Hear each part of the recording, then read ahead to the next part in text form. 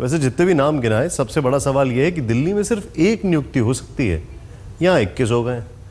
गोपाल राय ने कल दिल्ली के परिवहन मंत्री पद से इस्तीफा दिया तो अटकलों का दौर चल पड़ा। गोपाल राय ने खराब सेहत का हवाला दिया, लेकिन अटकलें हैं कि ऐप बेस्ड प्रीमियम बस सेवा में हुए गड़बड़ झाले की वजह से उनकी कुर्सी गई है। आज तक के हाथ लगी है एंटी करप्शन ब्यूरो की शुरुआती जांच रिपोर्ट, जिससे खुलासा होता है कि इस बस सेवा को लेकर जमकर नियमों की धज्जियां उड़ी। क्या दिल्ली के app based premium bus service contract में धांधली हुई? क्या प्रीमियम बसों का टेंडर देने में दिल्ली सरकार ने नियमों की धज्जियां उड़ाई? आज तक के हाथ लगी एसीबी की शुरुआती जांच रिपोर्ट, जिसके मुताबिक 11 जगह सरकारी नियमों को तोड़ा गया। नंबर 1, आज तक को मिली जानकारी के मुताबिक केजरीवाल सरकार ने प्रीमियम बस सेवा के लिए जो अधिसूचना जारी की थी, उसे उपराज्यपाल की मंजूरी नहीं थी। नंबर 2, एसीबी की रिपोर्ट के मुताबिक मोटर वाहन कानून 1988 के मुताबिक ऐसी सेवा बाढ़, भूकंप और अन्य प्राकृतिक आपदा के वक्त ही शुरू हो सकती है, लेकिन तब भी इसे अनिश्चित काल तक नहीं चलाया जा सकता। प्रीमियम बस सेवा मामले में इस मोर्चे पर भी गड़बड़ी हुई। नंबर 3, आज तक के हाथ लगे एसीबी रिपोर्ट के मुताबिक दिल्ली हाईकोर्ट ने 5 सितंबर 2013 के अपने आदेश में कहा था कि परिवहन मंत्रालय कोई भी स्कीम लागू करने से पहले हाईकोर्ट को इसकी जानकारी देगा। रिपोर्ट के मुताबिक बगैर हाईकोर्ट को भरोसे में लिए अधिसूचना जारी करना अदालत की अवमानना है। नंबर 4, प्रीमियम बस सर्विस को लेकर गोपाल राय ने जो कैबिनेट नोट तैयार किया था, वो आशीष खेतान की अगुवाई वाले दिल्ली डायलॉग कमीशन के सुझावों पर आधारित था, जबकि परिवहन विभाग ने कई बिंदुओं पर आपत्ति की थी। नंबर 5, कैबिनेट नोट पूर्व परिवहन मंत्री गोपाल राय ने तैयार किया था, जबकि सरकारी नियम है कि परिवहन सचिव मंत्रियों के सामने कैबिनेट नोट पेश करता है। नंबर 6, बैठकों के ब्यौरे के मुताबिक एक बस कंपनी को छोड़कर सबने इस स्कीम का विरोध किया था। नंबर 7, इस स्कीम का प्रस्ताव सार्वजनिक जानकारी में नहीं रखा गया। नंबर 8, वित्त और कानून विभाग से इस पर राय नहीं ली गई।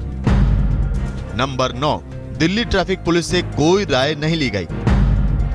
नंबर 10, स्कीम में बसों की संख्या और बसों के रूट को लेकर कोई सीमा या नियम तय नहीं किया गया। मोटर वाहन अधिनियम 1988 के सेक्शन 66 के तहत जारी अधिसूचना को जिसने मंजूर किया, कानूनी तौर पर उसे ऐसा करने का अधिकार ही नहीं। आज तक के हाथ लगे एसीबी की शुरुआती जांच रिपोर्ट से साफ है कि स्कीम में कई स्तरों पर धज्जियां उड़ाई गई। एसीबी के लिए अब यह जांच का विषय है कि क्या किसी खास को फायदा पहुंचाने के लिए ऐसा किया गया।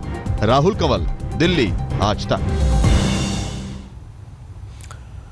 और मंत्री जी पहुंच जाते हैं एसीबी के दफ्तर कहने के लिए, देखिए सब ठीक ठाक है, सब मेरे पास है। पूरे मामले पर क्या कहना है गोपाल राय का, हमारे सहयोगी अशोक सिंघल ने उनसे खास बातचीत की है। दिल्ली सरकार के मंत्री गोपाल राय जी ने ट्रांसपोर्ट मंत्रालय छोड़ दिया है, उनके ऊपर भ्रष्टाचार के आरोप लगे हैं या किस वजह से ये छोड़ा गया है, बात करने के लिए हमारे साथ मौजूद है खुद गोपाल राय जी। गोपाल राय जी, ये आरोप लग रहा है कि भ्रष्टाचार के चलते आपका ये मंत्रालय छिन गया है। देखिए, ये तो कल से ही मैं मीडिया में देख रहा हूँ कि इस तरह के झूठ फैलाने की कोशिश हो रही है, जबकि ये पूरे मीडिया को पता है कि पिछले 6 मई को हमारे अंदर जो गोली फंसी उसका ऑपरेशन हुआ। तो उसके बाद मैं हैदराबाद गया था। हैदराबाद से आने के बाद इंडियन स्पाइनल इंजरी में मैं एडमिट हूँ और वहाँ इलाज चल रहा है। पिछले हफ्ते मंगलवार को ही मुख्यमंत्री जी से हमने डिस्कस किया था कि ट्रांसपोर्ट डिपार्टमेंट का काम काफ़ी हैवी है, तो सारे मंत्रालयों का काम करना थोड़ा हमारे लिए मुश्किल हो रहा है इलाज के साथ साथ। इसलिए हमने उनसे रिक्वेस्ट किया था कि अगर ट्रांसपोर्ट अभी इलाज जब तक हमारा चल रहा है किसी और को दे दिया जाए तो बेहतर है, और उसी के तहत ये फैसला मुख्यमंत्री जी ने लिया है।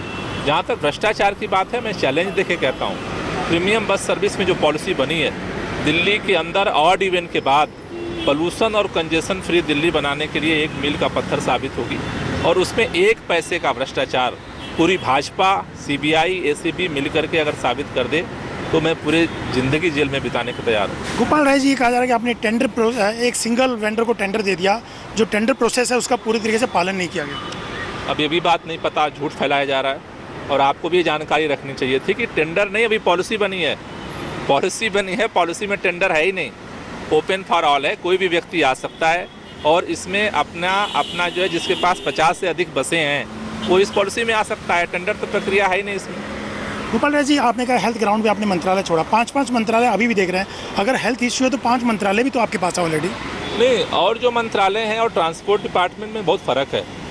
हमारा 60% जो एनर्जी लगती रही है अब तक वो ट्रांसपोर्ट में लगती है। तो अभी हमने काम आधे कराए हैं जिससे कि हम हॉस्पिटल से 3 घंटे 4 घंटे जो हमें समय मिलता है उसमें उन कामों को भी निपटा सकें। ट्रांसपोर्ट डिपार्टमेंट का काम 24 आवर का है। वैसे दिल्ली का आम आदमी, कुछ आम आदमी दबी जुबान में ये कह रहे हैं कि मंत्री जी कि क्या ट्रांसपोर्ट डिपार्टमेंट का काम इतना भारी है कि नियमों को ताक पर रख दिया जाए। खैर, कभी बिजली कनेक्शन जोड़कर सुर्खियों में आने वाले अरविंद केजरीवाल बिजली कंपनियों से 2-2 हाथ करने पर फिर चर्चा में है। बिजली कटौती पर कल दिल्ली के सीएम बीएसईएस यमुना के सीईओ की जमकर क्लास लेते हैं।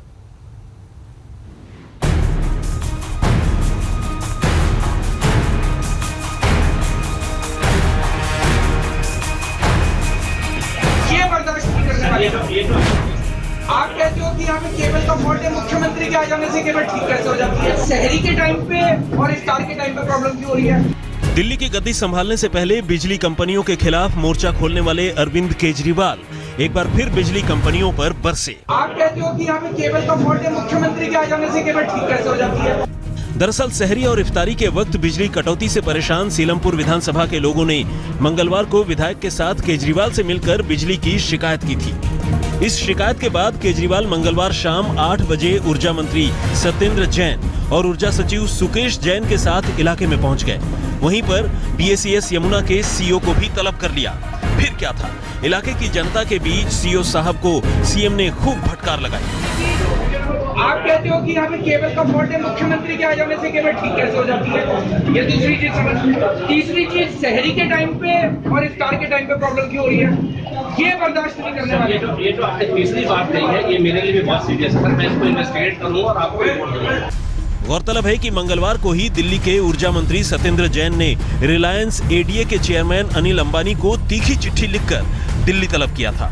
चिट्ठी में कहा गया है कि तमाम चेतावनी के बावजूद दिल्ली की बिजली में सुधार नहीं हुआ है। चिट्ठी में सख्त लहजे में आगे लिखा गया है। गौरतलब है कि बिजली वितरण company BSES Reliance ADA group के अंतर्गत आती है। सवाल उठता है कि क्या धमकी वाले इस तेवर से दिल्ली की बिजली दुरुस्त हो जाएगी? दिल्ली से पंकज जैन के साथ आज तक ब्यूरो। आम लोगों को बिजली से दिक्कतें हो रही हैं, बिजली नहीं मिल रही है और अपने कुछ फैसले से सीएम साहब को शॉर्ट सर्किट का सामना करना पड़ रहा है। खैर, कैराना से हिंदू परिवारों के विस्थापन का सच जानने के लिए बीजेपी की टीम कैराना पहुंची। हालांकि स्थानीय लोगों ने इसका विरोध किया, लेकिन अब मामला कैराना से आगे बढ़ता हुआ कांधला इलाके तक जा पहुंचा है, जहां की नई सूची जारी हुई है।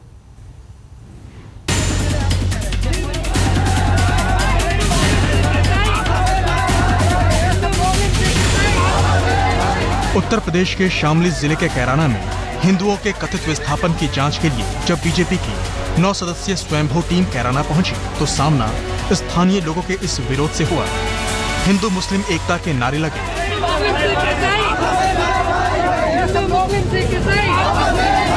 स्वर यही बुलंद हुआ, सदियों से बने सांप्रदायिक सौहार्द को सिर्फ सियासी वजह से बिगाड़ा जा रहा है।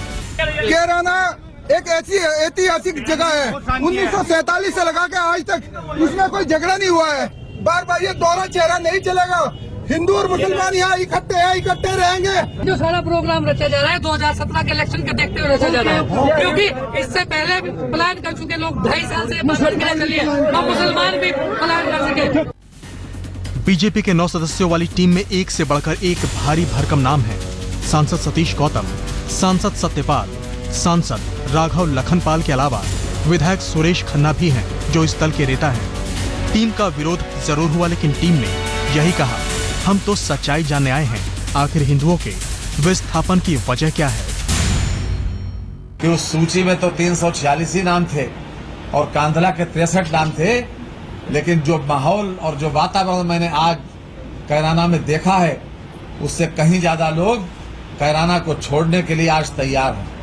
और उसकी वजह यह है कि वो लोग भय के वातावरण में, एक आतंक के वातावरण में जी रहे हैं। उनको न्याय नहीं मिल रहा। जो लोग प्रभावित हैं इससे, उनसे, उनके परिवारों से और लोगों से बात कर रहे हैं और उनकी बात ले रहे हैं, पता करा रहे हैं क्या है। समाजवादी पार्टी पे आरोप ये है कि यहाँ से पलायन कैसे होने दिया उसने। और उसने आगे फिर जो जिन्होंने पलायन किया उन्हें वापस लाने के लिए क्या किया है। बीजेपी टीम ने कैराना में उन हिंदू परिवारों से भी मुलाकात की जिनके परिवार ने अपराधियों के खौफ और कानून व्यवस्था की लापरवाही का जख्म झेला है। मैंने प्लॉटिंग करनी चाहिए अपने जमीन में, मेरी खुद की जमीन, मेरे बाप दादा की जमीन है, और मुझसे वहाँ इतना दबाव दिया गया, जिसने मुझसे पैसे दिए प्लॉट लेने वाला ने, उन्होंने मेरे को छीन लिया। इलाके के बीजेपी सांसद हुकुम सिंह ने पहले कैराना के 346 विस्थापित हिंदू परिवारों की लिस्ट जारी की थी। अब उन्होंने पास के कांधला इलाके की सूची जारी की है जिसमें 63 परिवारों के पलायन का जिक्र है। बंद पड़े मकान और मकानों पर लगे ताले इस बात की तस्दीक करते हैं कि कभी यहाँ हंसते खेलते परिवार बसते होंगे। कैराना पर सियासत की आंच तेज हो रही है। सत्ताधारी इसे बीजेपी की चुनावी चाल बता रही है तो विपक्ष सरकार की नाकामी। बीजेपी की जांच टीम अपनी रिपोर्ट पार्टी अध्यक्ष अमित शाह को सौंपेगी, लेकिन अचानक से कैराना का संवेदनशील मुद्दा उठना अपने आप में एक सवाल है। शरद के साथ अनुज मिश्रा, कैराना, शामली, आज तक। आज तक पर बिहार के टॉपर्स घोटाले की खबर का असर हुआ है। बिहार विद्यालय परीक्षा समिति ने कार्रवाई के लिए 3 सदस्यों वाली हाई लेवल कमेटी बनाई है। बीएसईबी के चेयरमैन इस समिति के अध्यक्ष होंगे। बीएसईबी के 2 उप सचिव इसके बाकी 2 सदस्य होंगे। गौरतलब है कि बिहार सरकार ने टॉपर्स घोटाले के 48 घंटे के भीतर सख्त कार्रवाई का आश्वासन दिया है। शिक्षा बोर्ड के सचिव होंगे टीम के प्रमुख।